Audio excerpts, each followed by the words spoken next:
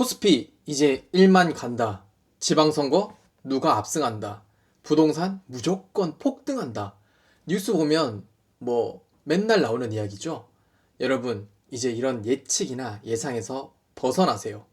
전문가들의 예상은 어차피 낡은 지식의 반복이고 다 흘러간 데이터의 연속이니까요. 만약에 어떤 전문가가 코스피 1만 간다고 했는데 그 예상치 못한 사건이 터져가지고 2000피가 돼버렸어요. 그럼 이제 전문가들은 이렇게 분명히 말할 겁니다.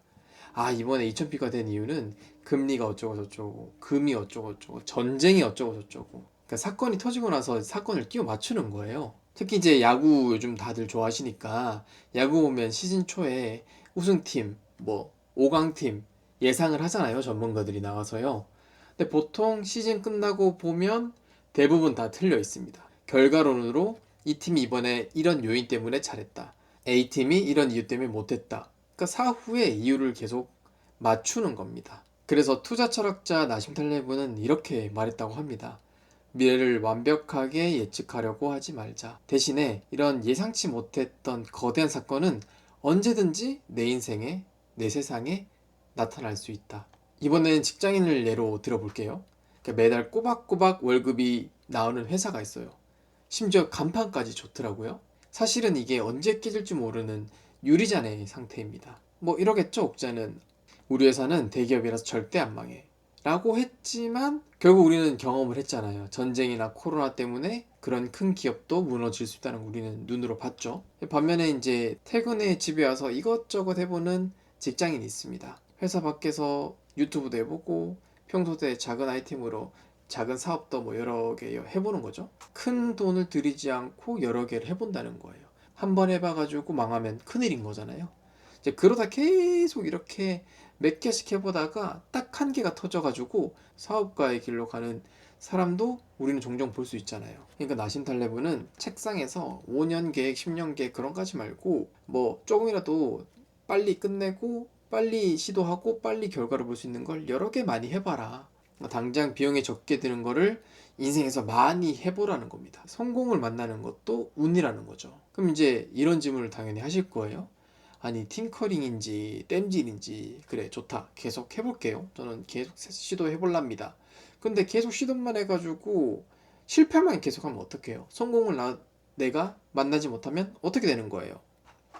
그러면 오히려 시간 낭비 아닌가요? 라고 하시는 분도 계실 거예요. 그래서 탈레브는 이렇게 말합니다. 내가 통제할 수 있는 것과 통제할 수 없는 것을 구분해서 이야기를 해요. 그러니까 뽑기 게임 많이 해가지고 당첨이 될지 안 될지는 진짜 운의 영역이잖아요. 그런데 내가 통제할 수 있는 영역이 있어요. 예를 들어서 내가 실패할 줄 알면서도 매일 밤 퇴근해서 힘든 몸 상태에서도 새로운 도전을 계속 멈추지 않고 행동하는 것, 이것저것 해보는 것, 거기는 내가 100% 통제할 수 있는 영역이잖아요. 그래서 계속 해보다가 계속 실패할 수도 있겠죠. 근데 이제 그게 계속 실패가 나왔다고 해서 내 삶 자체가, 내 인생 자체가 완전히 실패한 건 아니라는 겁니다.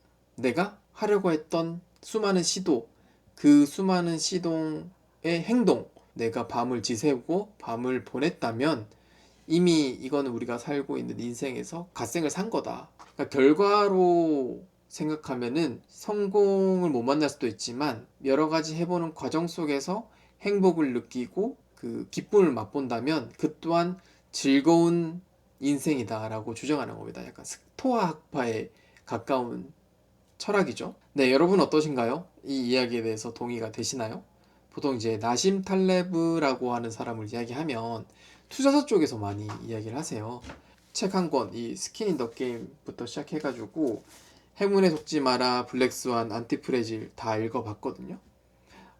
투자뿐만 아니라 삶을 살아가는 데에서도 이제 접목해서 인생을 살아갈 만한 내용도 충분히 있는 책들이더라고요. 이제 인생의 자세에 대해서 한번 이 책을 읽고 공유하고 싶어가지고 이야기를 해보았습니다.